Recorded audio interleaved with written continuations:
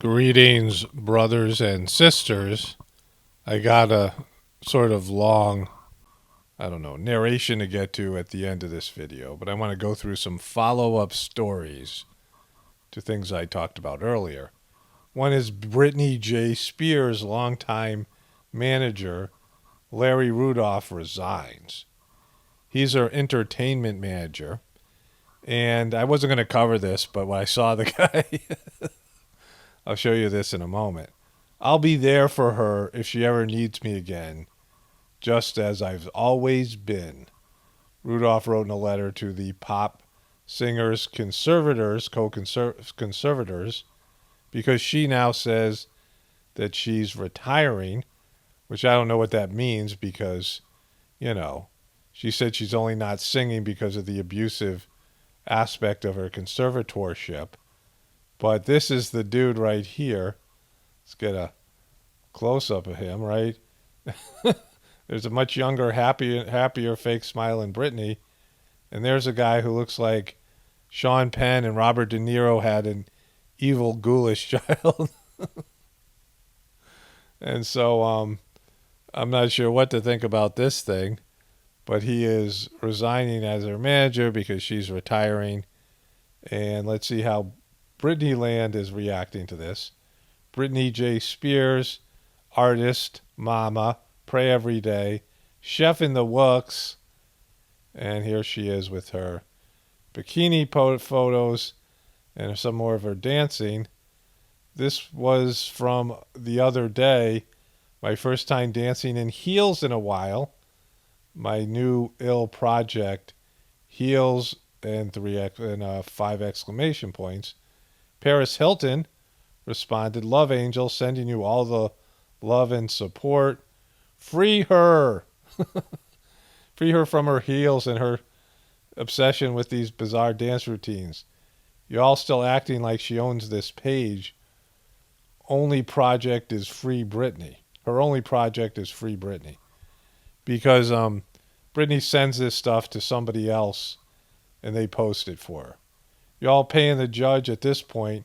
Free Britney. We want the judge's name. Make it public info. The Britney warriors are out there. Your freedom is coming, Britney.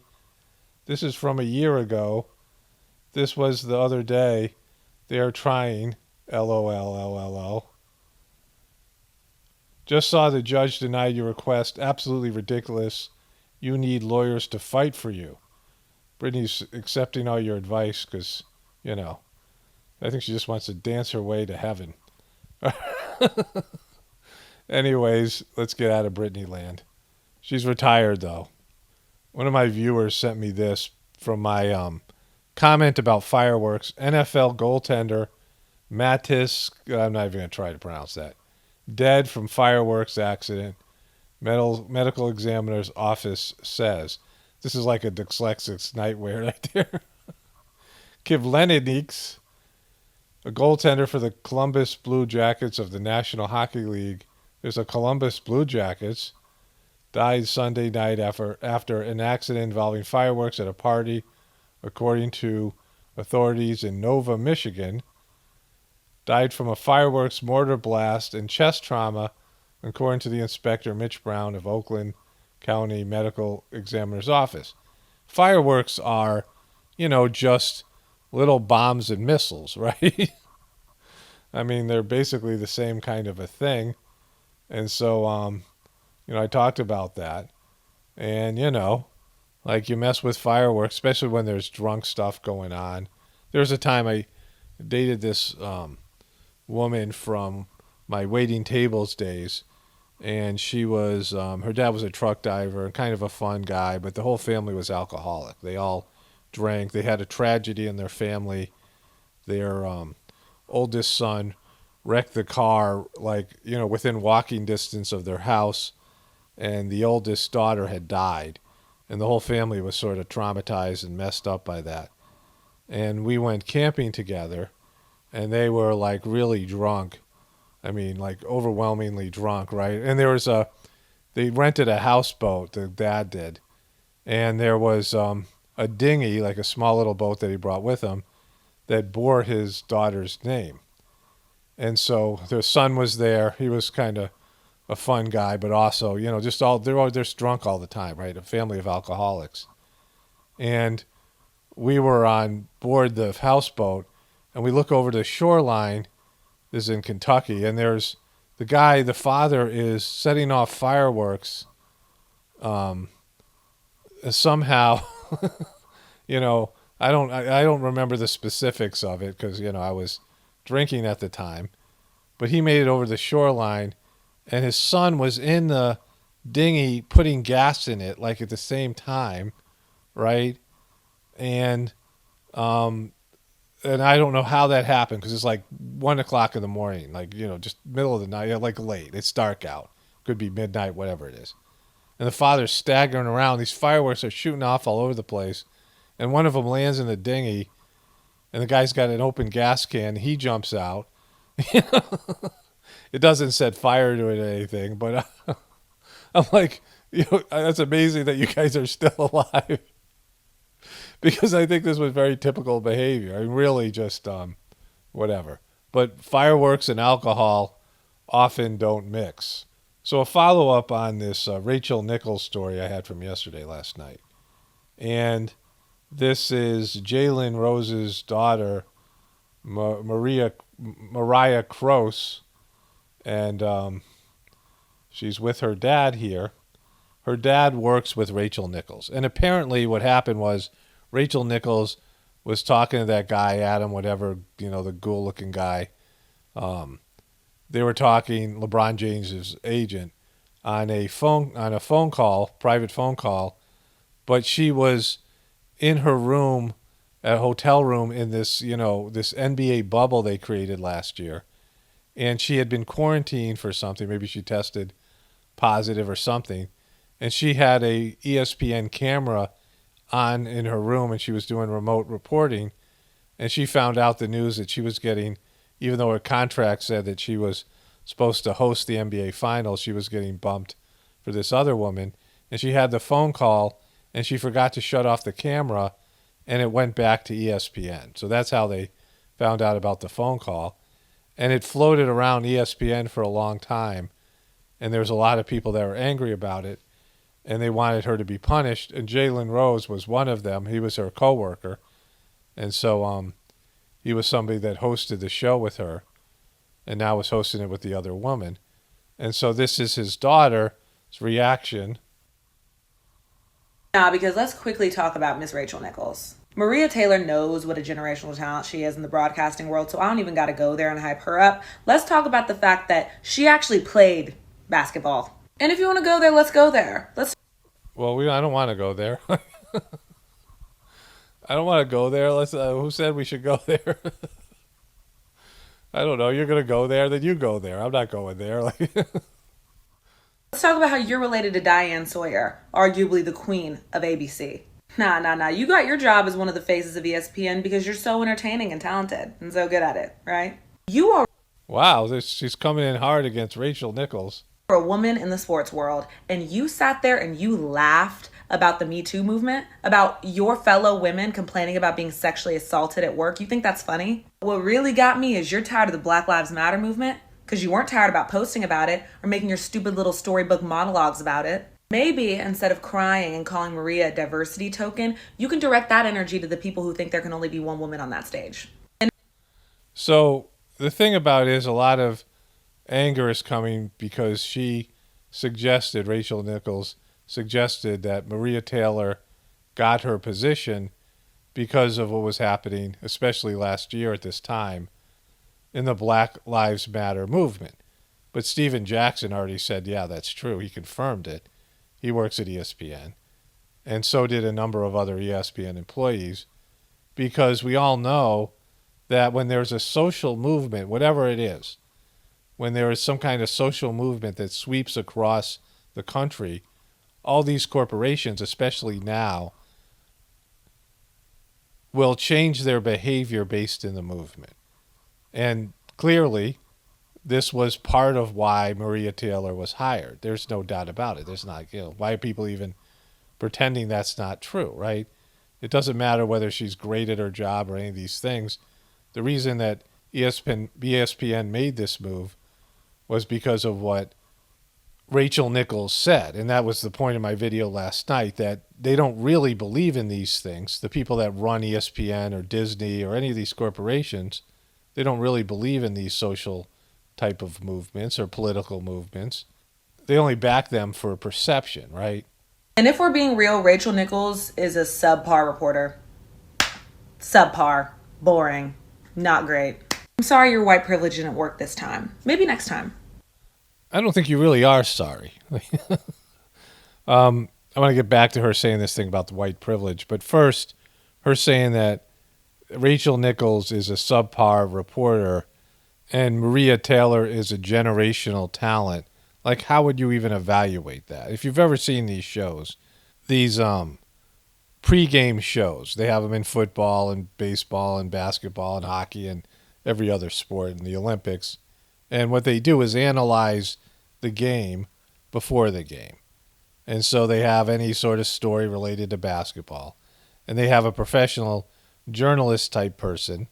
And then they have former athletes and coaches who are the experts. Just like in the news media format on CNN and MSNBC and Fox, there'll be a host of the show and they'll bring in experts who express their opinions.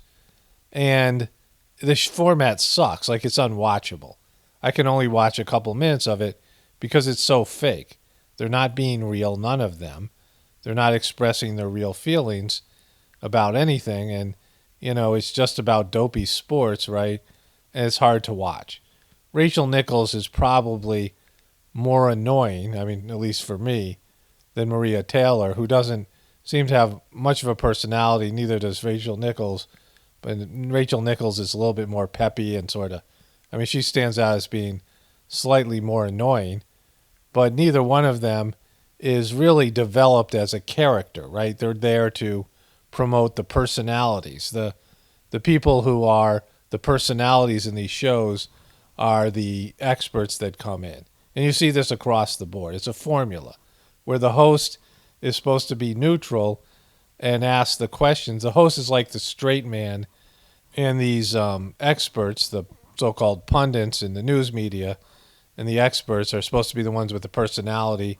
They're the ones who are going to have jokes and whatever it is. And the whole show sucks. I don't think either one of them has any real fans because they're not developed as people, right? They're there asking questions and being politically correct. And, you know, and there's an aspect to sports now. And when I was a kid, they put Phyllis Taylor, I believe her name is Phyllis something. Don't tell me, don't care, don't need to know. And she was a former Miss America. She was like Miss Texas or something. You know, she was a former beauty queen. And then she did the commentary on one of the like ABC football shows. But it was more about her being sort of a sex symbol for men who are watching, because the majority of people watch sports are men. And so then they started to hire like sideline reporters that were sort of like models or whatever it is. And again, that was to, you know, offer some female whatever it was to the male audience, which is 70%, 76% of sports viewers are men. It's probably even more in terms of basketball. And so then you start to see women who were more substantial, women who had journalistic training, who weren't, you know, models or they weren't sex symbols, start to make their way into the sporting world and host these types of shows and be sideline reporters, women who were interested in sports, and they started to be the anchors of Sports Center on ESPN. And so women started to come into this world that is more male-oriented. And then we saw this feminist movement along with the Me Too movement where there has been an invasion of women and feminine, whatever it is, a feminine agenda in terms of action movies and in sports, where, you know, men would go to their man cave and it was a place where they could get refuge and, you know, hang out with other men and bond and do men things, because it's the same when women are alone. When women are alone and men are alone, it's completely different, right? They, you know, there's a whole different sort of freedom of communication, right? Where men can say things when they're alone with other men that they can't when there's women there for the most part. Some women, you can, but for the most part, you can't. And the same thing with women when they're alone and they're doing something they're interested in, and men are not, right? Men aren't really into it, and women have their refuge away from men, sometimes, getting away from the men in their life and having some girl time and men having their guy time. And there has been you know, a desire for women to invade the world of men, right? Like the feminist women in terms of sports and then in terms of action films, action movies, where now they're having the protagonists often be women in action movies, and those movies, or even the ones that the protagonists are men, there's a lot of chick flick stuff in it, right? That is, it's not what you see in a typical action movie, and you see this in sports as well. And why is that? Like, why is there a need to come for women to come into these, domains, these refuges of men, and sort of, put their stamp on it, right? And so it's something to think about because, in part, this is what this is all about. Like there is this movement, an agenda to bring a female influence into things that before were mostly men, right? Were something that, there's a lot of male energy in it. But now that's like, used to be off limits, but now it's not. In fact, it's just the opposite. It's almost like, a war against masculinity, which you see pervading our culture. Okay, so I want to get back to Jalen Rose's daughter, what she said, but first let's go to Matt Barnes, who is also a former coworker like Steven Jackson of this Rachel Nichols. And they got some JoJo Magoo to get to, and I want to tie this all together in terms of belief. I wanted to really find out more before I spoke because one, because I work for ESPN, two, Rachel's a good friend of mine, and another reason I have a lot of respect for Maria. I don't know her as well. I've worked with her a few times, but I have a lot of respect, and she's a rising star in this space. First of all, I think obviously what Rachel said was out of line. I think she knows that, whether it's a private conversation or a public conversation, it was wrong.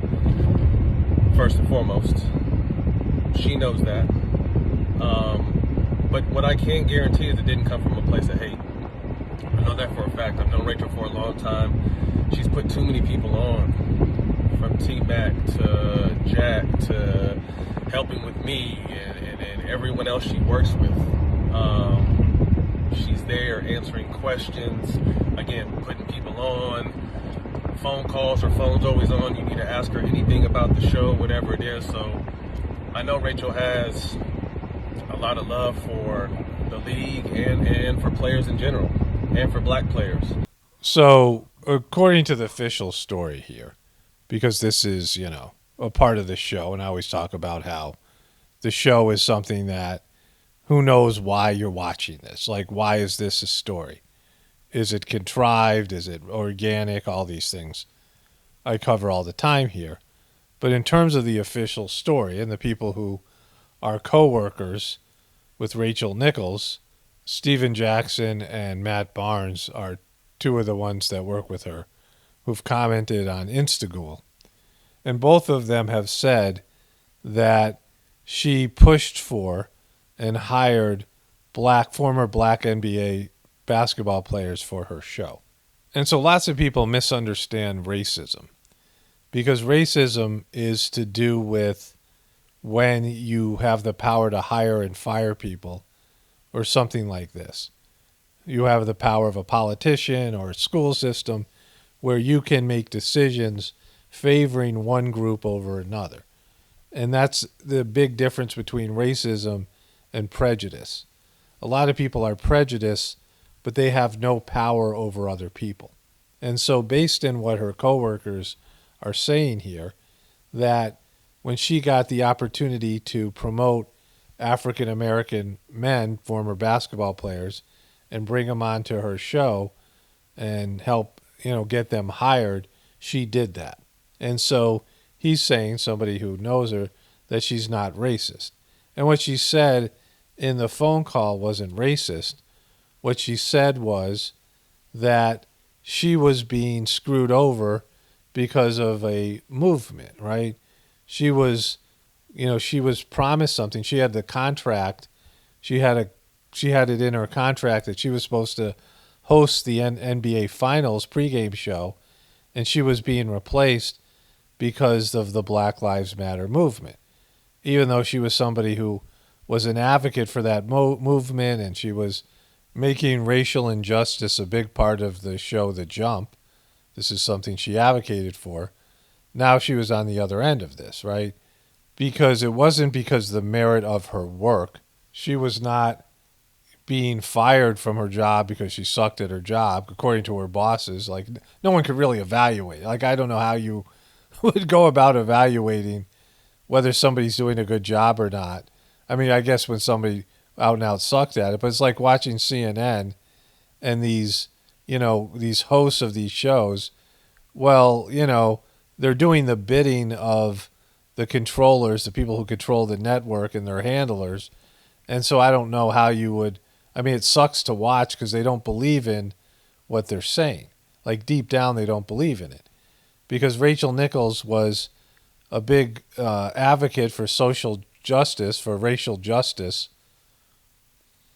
But when she was fired, when she was replaced, and she really wanted to host the NBA Finals, because all these people who want to be on TV, they like the attention. It's, there's narcissism and a desire to be, viewed by other people, be famous and make all this money and things, and promote themselves and their brand and their profile.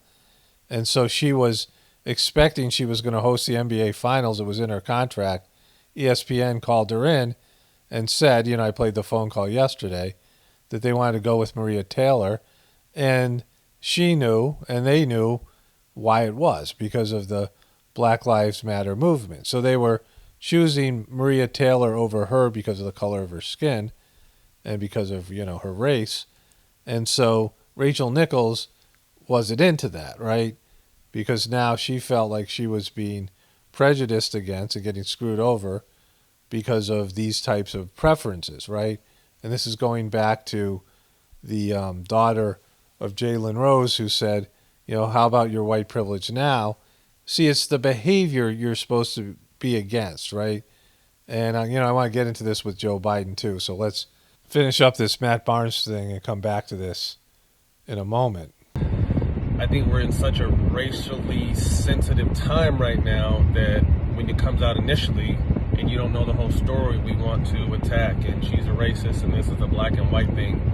And that's unfortunate, but that's kind of the times we're in. And I've been guilty of calling shit by that, because we're just in a crazy time right now. And I agree with what he's saying here. And this crazy time isn't going to make things better. This hyper focus on race and sex and sexual orientation and all these ways that every demographic out there is feeling like they're victimized and they should get more. And they are hyper aware of the differences between them and other people. And this is being focused on. And whenever that happens, that organization, in this case, the country and the world, is going to collapse, right? I've talked about this in terms of the heartfulness meditation, that Master Charji, the third master of the system, was always, bummed out when there was disunity. And recently, Daji Kamlesh Patel, the current master of the system, said that he no longer was, hopeful for unity within the heartfulness system, that there was always going to be friction. And, that's kind of a bummer, because whenever there is that, it's hard to make anything move forward. I've talked about that as a family, as a team, as a country, as an organization, as a company, a business. When there are people fighting that are supposed to be working together to accomplish something, certainly in a marriage and a family you see this. When there's divorce, like nothing is moving forward. Everything gets neglected, right? The kids get neglected when there's all this conflict. The kids don't get what they need, right? and all the projects you have as a couple and a family go on. They just disappear and they're not being addressed. All the things that you're supposed to be doing, because all the energy goes into conflict, and that's what's happening right now. There's a reason for it, because there's no money left, right? There's a reason why the powers that be are pushing for this, and it's not going to end well for any group. Every group thinks they're going to get more. Every group feels triggered, or each person who is buying into this thing feels triggered. But it's not because they are going to make any group or any demographic have, come out with more of a share of the pie. The pie is shrunk. The pie is almost non-existent. So I'm going to come back to this in just a moment. Let's go to my piece on JoJo. And so I want to bring JoJo Magoo back into this thing, because of something he said on the 4th of July speech that I talked about a little bit, but it's really important to the context of what I'm going to say about faith and belief. President Biden, this 4th of July, we are emerging from the darkness of the pandemic. All across this nation, we can say with confidence, America is coming back together. 245 years ago, we declared our independence from a distant king. Today, we are closer than ever to declaring our independence from a deadly virus. That's not to say the battle against COVID-19 is over. We've got a lot more work to do. But just as our declaration in 1776 was a call to action, not a reason for complacency or a claim of victory. It was a call to action. The same is true today. Back then, we had the power of an idea on our side. Today, we have the power of science. So this is central to the point of this video, that he's saying there was an idea, the power of the idea sparked the American Revolution, and we were able to get free from England and the royal rule and all these things. Which, if it was so evil, if the monarchy was so evil for us, right, we wanted to get free of it, why aren't we helping other countries get free from the British Commonwealth, right? Why aren't we helping them get their independence? Because we are allies with the king or the queen, the monarchy now for the number of years. But anyways, he said that it's an idea, but then he said the idea has been replaced for inspiration by science. We used to have ideas, but now we have science. We used to be inspired by our beliefs, by our faith, but now we have science, because what he's talking about is pseudoscience. The science they've been rolling out is bogus science, where they don't even really acknowledge, or they don't really adhere to the scientific methods and the scientific data, and they make it political, where politics and beliefs and agenda influence and dominate the scientific results, so it's not real science. But what we saw during the pandemic was that at some point they told you couldn't go to churches or places of worship, places where you connect to God, because science said you couldn't. Science now is overruling people's belief and faith in God, because most people don't understand science, don't know how to interpret science, and you're told all the time, don't do that. Like, don't try to interpret science for yourself, just trust the experts. And so this is a whole different thing now, where science is the new God, and science is the new religion. And so and people don't believe in it, right? At least they don't understand what they're believing in. They just follow it blindly, like they follow a religion blindly.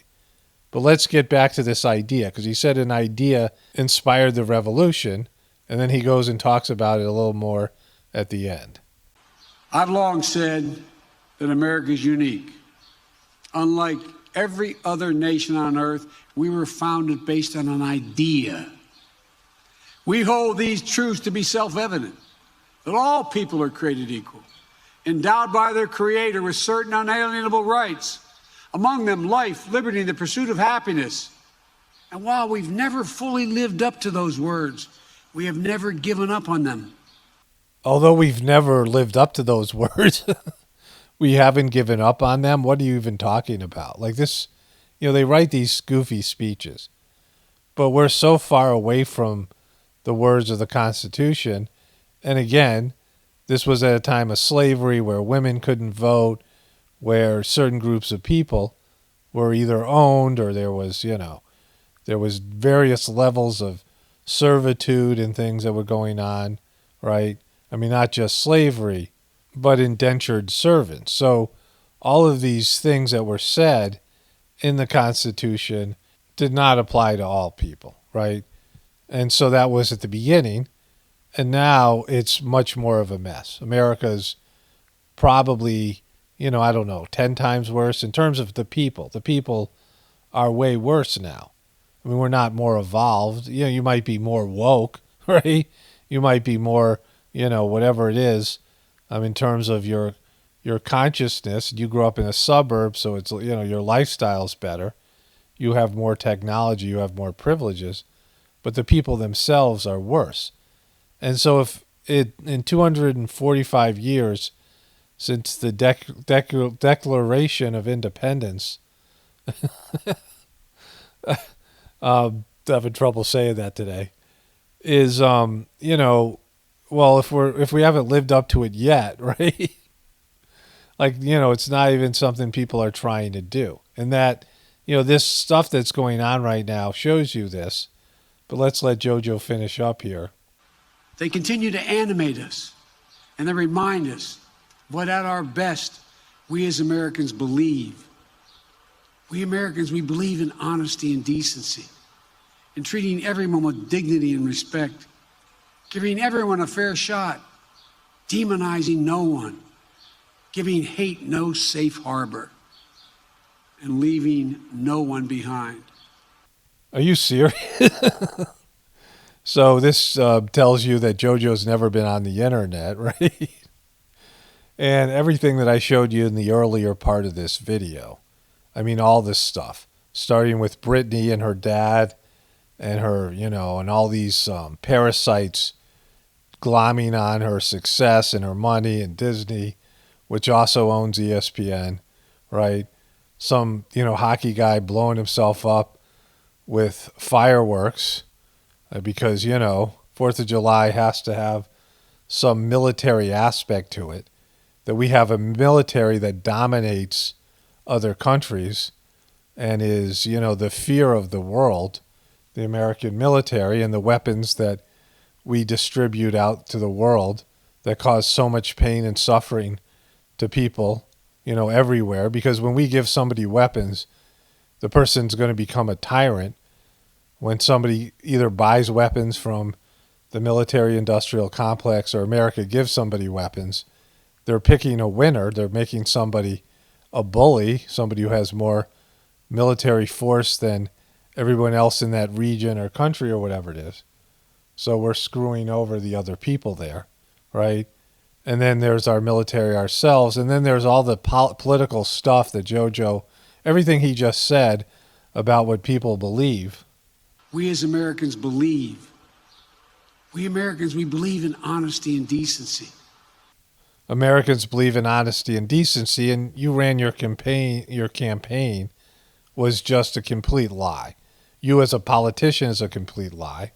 You've been caught lying over and over again, as all politicians are. We believe in honesty and decency. That's not true. Americans don't believe in that anymore. What Americans think that the world in America is an honest and decent place, right? That's something they said about Joe Biden. He's a decent man. He's not decent, right? Lying about all of his weird behaviors, his snoozling and groping kids and women and all these things that he did. His career as a politician and his career life as doing all the things that corrupt politicians do. His son and all his behaviors and those jobs he didn't deserve and all these things. And so America and Americans no longer think those words mean anything.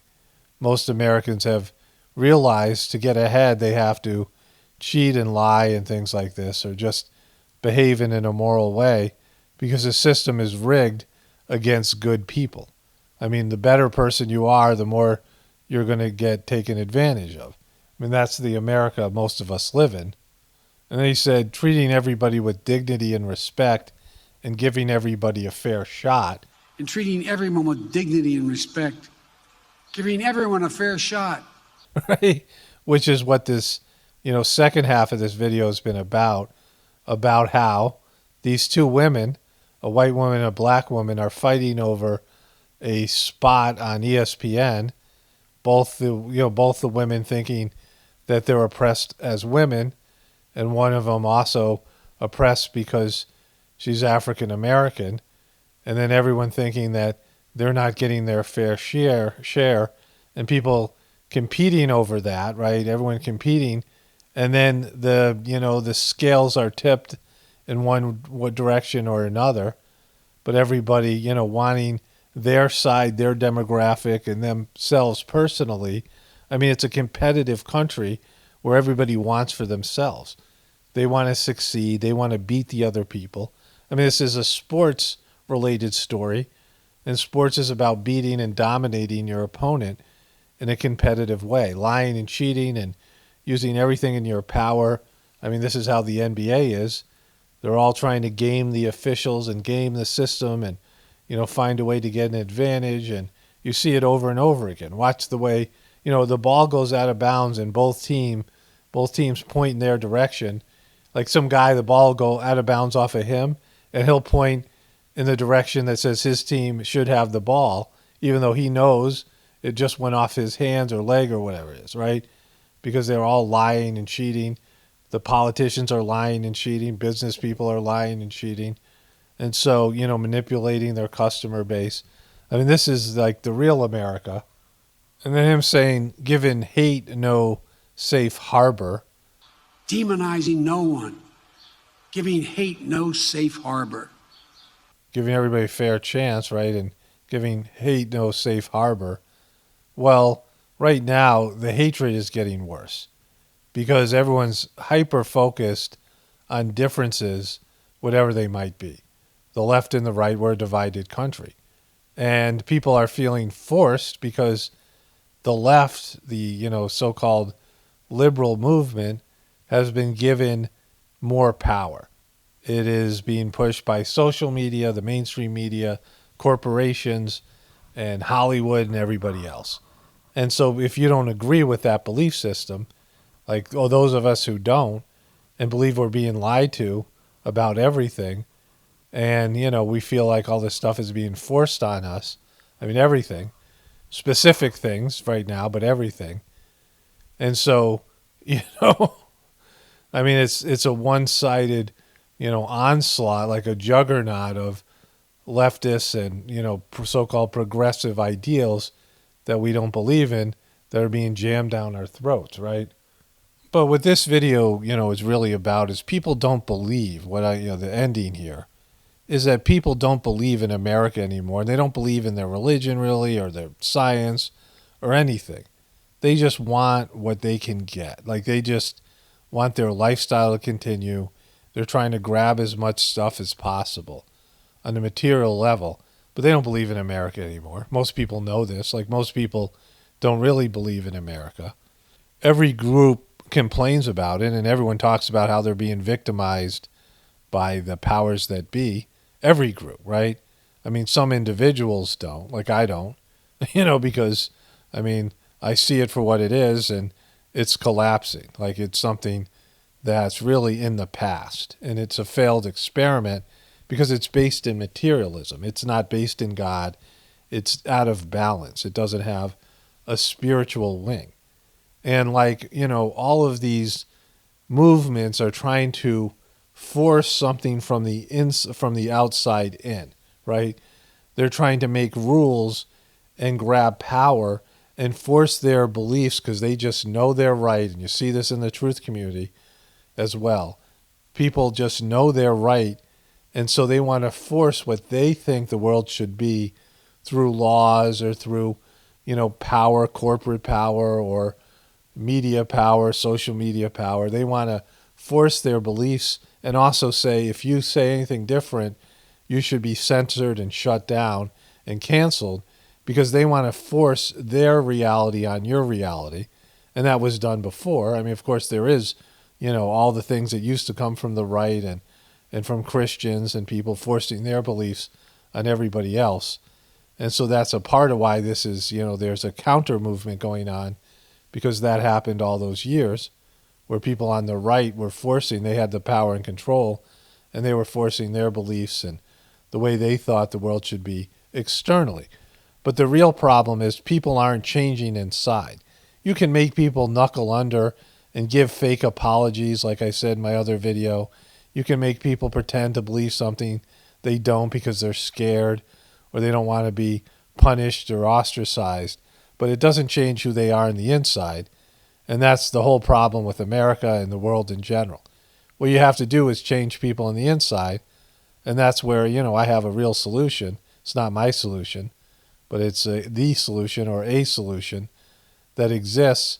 And its primary purpose is to help people divinize themselves and rise up to being the best version of themselves. And when you do that, you don't need a constitution. You don't need a book. You don't need laws. You don't need governments. You're just a saint, right? You're a good person who strives to be better. And that's what's lacking in America and the world, that people aren't working to being the best version of themselves. They are expecting external forces to regulate behaviors. Again, there are these behaviors for years where white people would hire other white people and promote, white men would promote white men, right? That's what everyone's complaining about, the so-called white privilege, where white men especially, it would be specific to the kind of religion the person had, whatever the demographics they believe in, but people with power would hire people like themselves because that's who they felt comfortable with, that's who they preferred to work with, that's who they, wanted to promote. And so people complained if you weren't in that group for years, but now the tables have turned and they're pushing for other groups to have the power, and that, the other groups will hire people like themselves, whoever is in power, whoever, has the ability to create power in other people, give other people perks and privileges. Almost everybody picks people who they identify with for some superficial reason. It's mostly to do with, race or religion or ethnicity or whatever it might be. People like themselves. But what really people should look for is what's inside of people. Because in every group, in every demographic, they're the same type of people. There's the assholes, there's the narcissists, there's the really, good people, saintly people, selfless people. In every group, there's going to be, a variety of different types of, essences, souls, and, internal worlds of people. But nobody really looks for those things. Like, I want people around me who are similar on a spiritual level and have a similar sort of, vibration and resonance. And I've experienced this from the heartfulness meditation because that's, my primary thing, right? My biggest thing, but I don't, necessarily get along with, even though we all believe in the same, spiritual process and we all resonate and benefit from it. There's lots of wonderful people and saintly people, but not so many people like me internally that I feel, I can connect with, right? But I find in every demographic, like that's, there's people that come to my YouTube channel and feel some resonance and connection. And it's people from every demographic. I have, people from, all around the world, all these different people who share some sort of common internal bond, something that we all sort of like inside ourselves resonate. Like they just, and they can listen to this and their spouses hate me, right? Or their, significant others or other people. They say, oh, this guy, you should listen to him. And they're like, I don't like this guy at all, right? Because they don't have the same internal resonance. And you want to have that with the people in your life, people who have a similar internal world. and, on a whole, a desire to make that internal world better. I mean, that's what has to happen. You need people who aren't worried about changing the external world, but they're, realizing that they're part of the problem, what's inside of them, and they want to purify and, rise up to a higher level of existence and vibratory field. And that's what the heartfulness system offers. And so it's not about the periphery of your existence, what you look like, what demographic you think you belong to, or what people think you should belong to based in what you look like and who you are, in terms of your external brand and all these things. But actually being the best version of yourself internally and being a, pure reflection of your spiritual essence, finding your spiritual purpose and rising up to be a better person. And such people don't need a government to be good. They don't need rules and laws to do the right thing, right? Because they are just, living and walking their spiritual path with discipline and integrity. And they are, moving along, becoming better and doing what their soul and God want them to do in a selfless way, working and living for a higher purpose. Only spirituality will save this world. It's Paul Romano, definitely reporting from the Apocalypse and the Ascension. Everyone have a blessed day and be grateful.